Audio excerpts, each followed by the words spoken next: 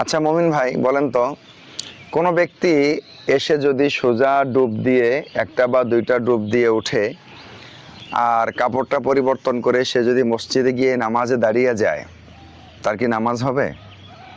সে তো অজু করলো না। অজু করে নিতে কি হয়েছে? গোসল তো করছে। হ্যাঁ, গোসল করছে। গোসল করে কি অজু করলো না। অজুর ফরজ 4টি। আচ্ছা, এক নাম্বার এক নাম্বার সমস্ত মুখ ধোয়া। আচ্ছা, অজুর ফরজ 4টি, তাই না? সে অজু করলো না, এই জন্যই তার নামাজ না হওয়ার কারণ, এটাই তো? জি। আচ্ছা বলেন দেখি, অজুতে যে 4টি ফরজ আছে, এক নাম্বার সমস্ত মুখ ধোয়া, হ্যাঁ। সে যখন গোসল করলো তার কি মুখ ধোয়া হয় নাই? হ্যাঁ, মুখ ধোয়াইছে। অজুর 2 নাম্বার ফরজ দুই হাতের টাকনু সহ ধোয়া। টাকনো না, কোনই, দুই হাতের কোনই সহ ধোয়া। আচ্ছা, সে যে গোসল করলো 2 হাতকে ধোয়া হয় নাই? ধোয়া হয়েছে। আচ্ছা, 3 নাম্বার ফরজ কি? মাথা। মাসাজ করা। আচ্ছা, মাথা সে যে গোসল করলো তার মাথা কি ধোয়া হয় নাই? হ্যাঁ, মাথা ধোয়াইছে। এখন বলতে পারেন যে হুজুর, এখন তো আল্লাহ পাক মাসা করার কথা বলছেন, সে তো গোসল করে মাথাটা ধুয়েই ফেললো। এটা আল্লাহ পাকের অনেক বড় হিকমতের কারণে। হিকমতটা কি? যে মানুষের মাথায় চুল থাকে, মহিলাদের মাথায় লম্বা চুল থাকে, আর পুরুষের জন্য তো মাথায় সুন্নতি বাবরি রাখাটাই হলো সুন্নত। আমরা যেটা রাখি এটা তো জায়েজ পদ্ধতি।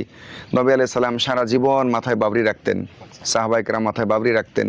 তো এখন কোনো মানুষের, মুসলমানের মাথায় যদি লম্বা লম্বা চুল থাকে, তাহলে দিনে যদি 5টা ফরজ বা 5 বার নামাজ পড়ার জন্য যদি সে অজু করে, এভাবে যদি আরও নফল নামাজ আছে বা কোরআন তেলাওয়াত আছে, বেশিরভাগ সময় যদি তার অজু করতে মাথা ভিজাইতে হয়, তাহলে সেই লোকটা অসুস্থ থেকে যাবে।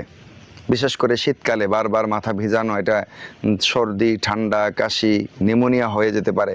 এই জন্য আল্লাহ পাক বিশেষ হিকমতের কারণে এই মাথা বারবার ধোয়ার পরিবর্তে অজুর মধ্যে এই মাসাহ করাটা ফরজ করে দিয়েছেন। এটা হলো মানুষ যেন অসুস্থ না হয়ে যায়, এটা হিকমত। কিন্তু কোনো ব্যক্তি যদি গোসল করে আর মাথা ধুয়েই ফেলে, তাহলে তো আরো বড়টা হয়ে গেল, ফরজ আদায় হয়ে গেল। আচ্ছা, অজুর 4 নম্বর ফরজ কি ছিল? 2 পা টাকনো পর্যন্ত পা ধোয়া, তাই না? এখন বলেন দেখি, সে যে গোসল করে গেল তার কি পা ধোয়া হয় নাই? হয়ে গেছে। তাহলে বোঝা গেল অজুর ফরজগুলো, গোসল করলেও অজুর ফরজগুলো কি হয়ে গেছে? আদায় হয়ে গেছে। তাহলে মুখ ধোয়া হয়ে গেল, হাত ধোয়া হলো, মাথাও ধোয়া হলো, পা ধোয়া হলো। তো গোসলের মধ্যে যদি অজুর ফরজ আদায় হয়ে যায়, তো অবশ্যই এই গোসল দিয়ে তার কি হবে? নামাজ হবে। বাকি থাকলো কি? হুজুর কুলি তো করে নাই, নাকে তো পানি দেয় নাই।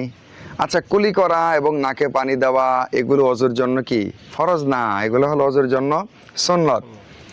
যদি কেউ অজুর মধ্যে কুলি না করে আর নাকে পানি না দেয়, তার ফরজ নষ্ট হবে না, বরং তার সুন্নত অনাদায়ী থেকে গেল, সুন্নতটা আদায় হলো না।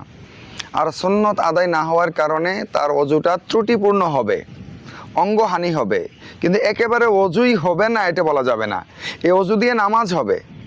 কিন্তু হ্যাঁ, কোনো ব্যক্তি যদি পুকুরে নামার আগে সে একটু কুলিটাও করে নিল, অথবা নাকেও একটু পানি দিয়ে নিল, অথবা গোসল শেষ করে যাওয়ার সময় এই ওঠার সময় সে একটু কুলি করে নিল আর নাকে পানি দিয়ে নিল, তাহলে তার অঙ্গহানিও হলো না।